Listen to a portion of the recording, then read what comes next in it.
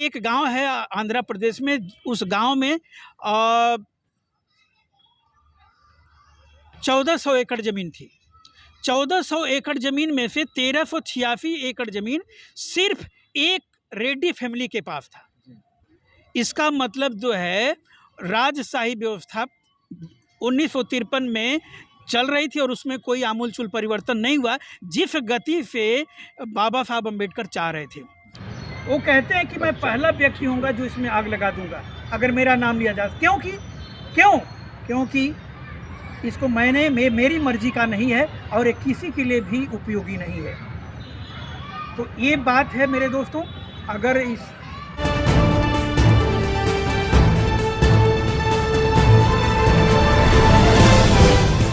साथियों नमस्कार, आप देख रहे हैं डीके न्यूज़ एक्सप्रेस।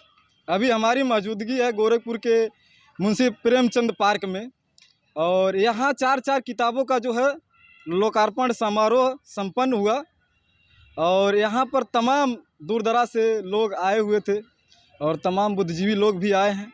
उनसे हम कुछ जानकारियाँ आप लोगों से शेयर करूँगा। तो हमारे चैनल में सर आपका बहुत बहुत स्वागत है। बहुत बहुत धन्यवाद आपका। ये जो चार किताबों का लोकार्पण हुआ है, इन किताब के लेखक हैं पूर्वांचल के वरिष्ठ अधिवक्ता एडवोकेट यशवंत भारती जी।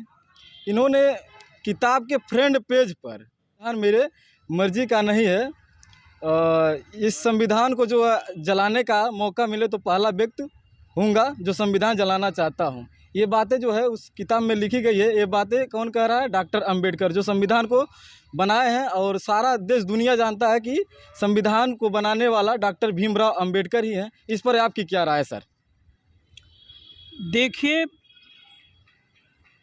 ये जो तथ्य आप बता रहे हैं कि एडवोकेट यशवंत भारती जी द्वारा जो ये लिखित पुस्तक है कि भारत के संविधान की निर्माण प्रक्रिया, इसके फ्रंट पेज पे जो उन्होंने लिखा है कि बाबा साहब डॉक्टर भीमराव अंबेडकर ये कह रहे हैं कि मैं एक भाड़े का लेखक था और ये संविधान मेरी मर्जी का नहीं है।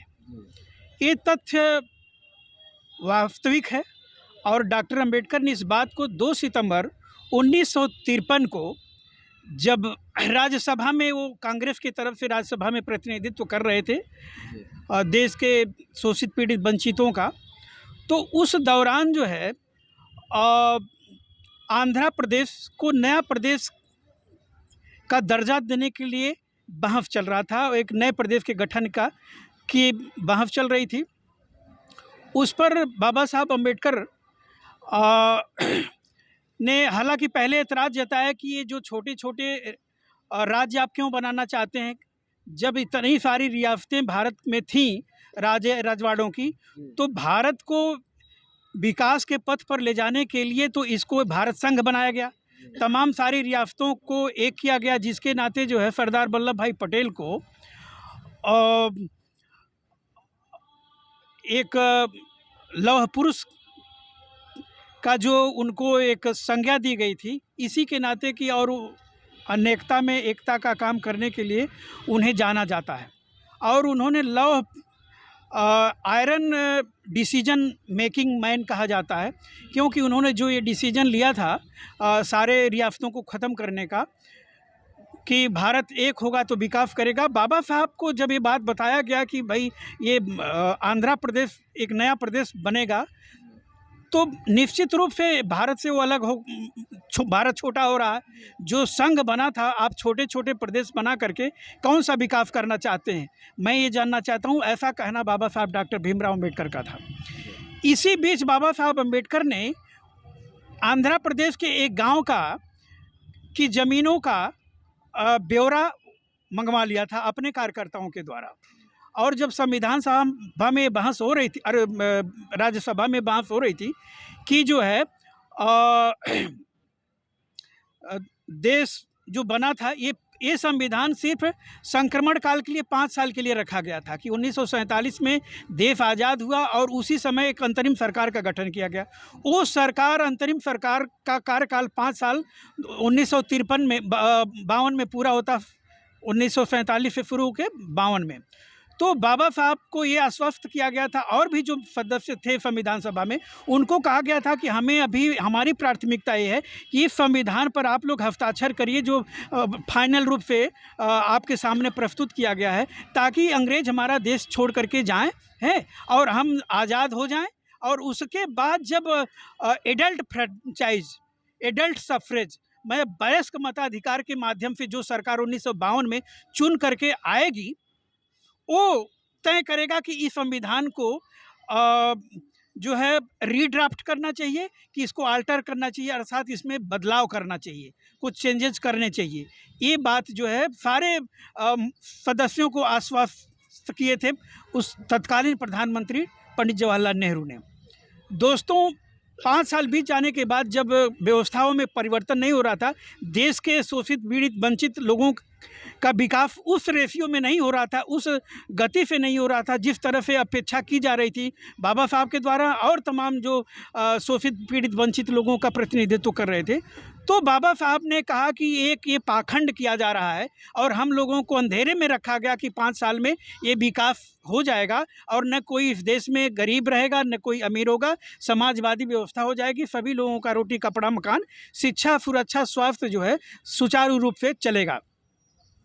तो जब ये नहीं हो पाया तो बाबा साहब जो है, जब ये बहस हो रही थी तो उन्होंने कहा कि नहीं, ये सब आपका ड्रामा है और आप लोग कतई नहीं चाहते कि लोगों का जो है सामाजिक स्तर, राजनीतिक स्तर और आर्थिक स्तर बदले, और आप सिर्फ एक नया प्रदेश बना करके जो है एक गुमराह करने का काम कर रहे हैं समाज में। तो उन्होंने कहा कि जब नहीं बदला तो मैं आपको वो डेटा के बारे में थोड़ा बता दूं, क्योंकि हमारे तमाम जो आपके इस चैनल के माध्यम से लोगों में ये मैसेज जाएगा, क्योंकि बहुत सारी भ्रांति फैलाएगी कि संविधान निर्माता बाबा साहब अम्बेडकर ही हैं, उनकी मर्जी का संविधान है। और यशवंत भारती जी ने जो किताब लिखा, और मैंने इसको RTI मंगाया था जो है, और राज्यसभा से 44 पेज का, जिसमें 2 सितंबर 1953 के पूरे बाबा साहब की स्पीच को मैंने राज्यसभा से मंगाया है। अगर कोई इसका देखना चाहेगा, अवलोकन करना चाहेगा, वो मेरे पास प्रतियाँ ओरिजिनल उपलब्ध हैं। आप सादर आमंत्रित है जो किसी को भी जानकारी चाहिए थी। तो मैं ये जानकारी दे दूं कि बाबा साहब जो अम्बेडकर ने वहाँ पर ये जिक्र जब किया कि भाई नहीं, आप कुछ बदलना नहीं चाहते, तो एक गांव का जी रिपोर्ट उन्होंने मंगाया था, उसके बारे में बताया कि एक गांव है आंध्र प्रदेश में, उस गांव में 1400 एकड़ ज़मीन थी। 1400 एकड़ ज़मीन में से 1386 एकड़ ज़मीन सिर्फ एक रेड्डी फैमिली के पास था।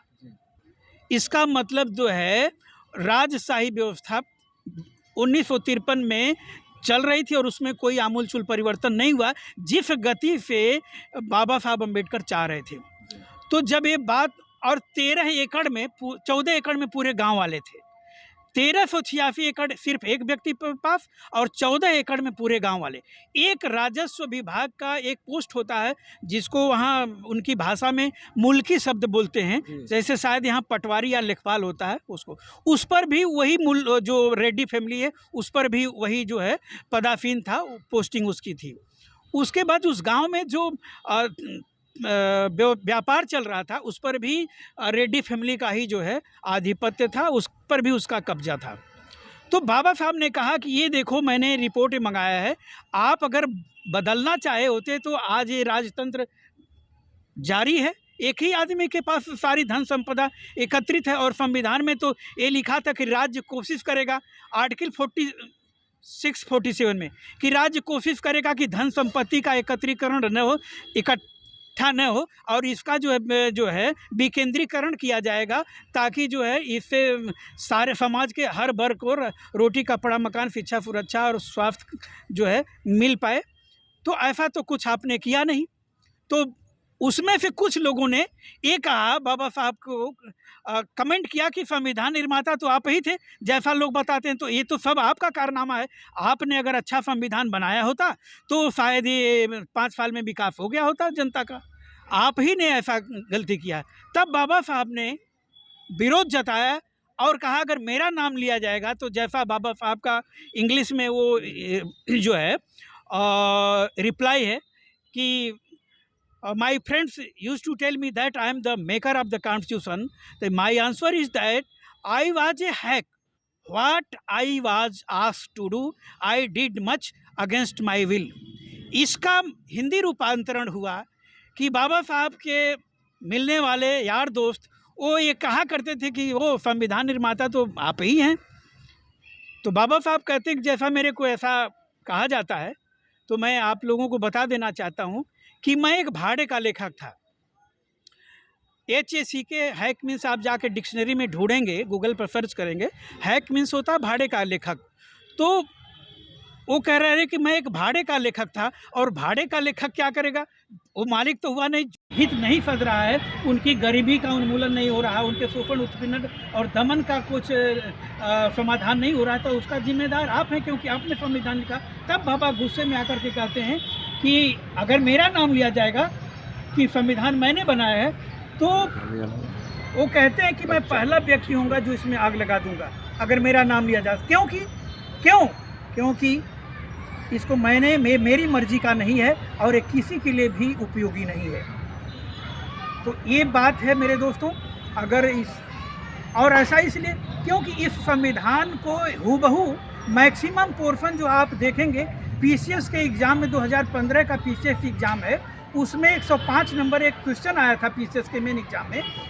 और एक कहावत होती है जैसे ना कि तुम मुझे खून दो मैं तुम्हें आज़ादी दूंगा, उसी तरह के एक प्रश्न आता है PCS के एग्ज़ाम में, और भी हायर जुडिशल सर्विसेज में और तमाम तरह के जो हायर सर्विसेज होती है उसमें एग्ज़ाम में पूछा जाता है एक क्वेश्चन। तो कहते हैं कि I shall not beg pardon with regard to the allegation that a major portion of Government of India Act 1935 has again been reproduced. फिर से बोल देता हूँ कि I have not to beg pardon with regard to the allegation that in the draft of the constitution a major portion of Government of India Act 1935 has again reproduced. मतलब क्या हुआ इसका कि बाबा साहब कह रहे हैं कि जो मेरे को ये कहा जा रहा है, ये तो एक हजरत मोहानी साहब उस संविधान सभा में जीत गए थे, उन्होंने कहा कि यहाँ का पत्थर वहाँ का रोड़ा, अब भानुमती का कुनबा जोड़ा। ये बाबा आपके जो फंडामेंटल राइट्स है ये अमेरिका के संविधान से लिया गया है। तो अमेरिका जब बना तो वहाँ के मूल निवासी लोग ब्लैक लोग कहे जाते, और जो उस देश पर राज करने वाले वो बेसिकली इंग्लिश थे और इंग्लैंड से गए हुए लोग थे। तो उनको फंडामेंटल राइट क्या देंगे, उनको वो दे देंगे सारा जो है उनके अच्छे जीवन यापन के साधन मुहैया कराएंगे, ऐसा नहीं हो सकता। तो वहाँ से लिया गया आपके मूल अधिकार जो है तो इस संविधान में। बाबा साहब कह रहे हैं कि ये हूबहू जो गवर्नमेंट ऑफ इंडिया एक्ट 1935 था जो अंग्रेज़ों ने बनाया था, और उस ड्राफ्ट अंग्रेज़ों ने बनाया था, वो उसके ड्राफ्टिंग कमेटी के चेयरमैन जो थे वो तेज बहादुर सप्रू थे, उन्होंने इस संविधान को लिखा था। और हूबहू उसका एक मैक्सिमम पोर्शन, बहुत बड़ा हिस्सा गवर्नमेंट ऑफ इंडिया एक्ट 1935 का इस भारत के संविधान जो 1950 में लागू होता उसमें हूबहू वही रखा गया है, आप जब देखेंगे। तो इससे बहुत बाबा साहब बहुत आहत थे, और बाबा साहब की मंशा जगह जगह उन्होंने चेताया है कि अगर आप नहीं चेतते हैं तो ये संविधान के बारे में उन्होंने कहा कि वो मैंने पहले बता ही चुका हूँ। तो मैं अपनी वाणी को यहीं पर विराम देता हूँ। और अगर किसी साथी को कोई जानकारी चाहिए कि बाबा साहब ने किस कंटेक्स्ट में कहा ये बातें, वो मैंने क्लियर ही कर दिया। और संविधान कैसे बना है, बाबा साहब को उसमें क्या भूमिका है, अगर कोई जानना चाहता है, बाबा साहब की मर्जी का करते नहीं, बाबा साहब की मर्जी का एक संविधान उन्होंने मेमोरेंडम के रूप में प्रस्तुत किया था जिसका नाम है संयुक्त राज्य भारत का संविधान। उसमें उन्होंने व्यवस्था किया था कि ज़मीनों का राष्ट्रीयकरण हो, सारी ज़मीनों का मालिक कौन हो, सरकार। राजा भैया के पास अगर 1000 एकड़ ज़मीन रहेगी तो शोषण उत्पीड़न होगा। अगर कोई चमार के पास, धोबी धन के पास भी 1000 एकड़ रहेगा, भट्टा रहेगा, जिसके पास संसाधन रहेगा वही शोषण करेगा। इसलिए शोषण से मुक्ति का एक ही रास्ता गौतम बुद्धा ने भी कहा था कि ये धरती शोषण विहीन तभी हो सकती है जब निजी मालिकाना का सफाया किया जाए, उन्मूलन कर दिया जाए। जब तक निजी मालिकाना रहेगा एक भाई दूसरे भाई का गला काटेगा, जब निजी मालिकाना नहीं रहेगा, आप मालिक नहीं रहेंगे, भाईचारा अपने आप बन जाएगा। तो इस पर बहुत सारी बातें हैं, मैं अगर आप लोग बात करेंगे मैं आपके चैनल के माध्यम से उन सारे लोगों को यही बताना चाहता हूँ कि आप भ्रम को तोड़िए और संविधान निर्माण की प्रक्रिया को पढ़िए। और बाबा साहब को जो असली मिशन था, जाति विहीन और वर्ग विहीन समाज की स्थापना, वो उसी से हो सकता है जो उनके सपनों का संविधान था, संयुक्त राज्य भारत का संविधान।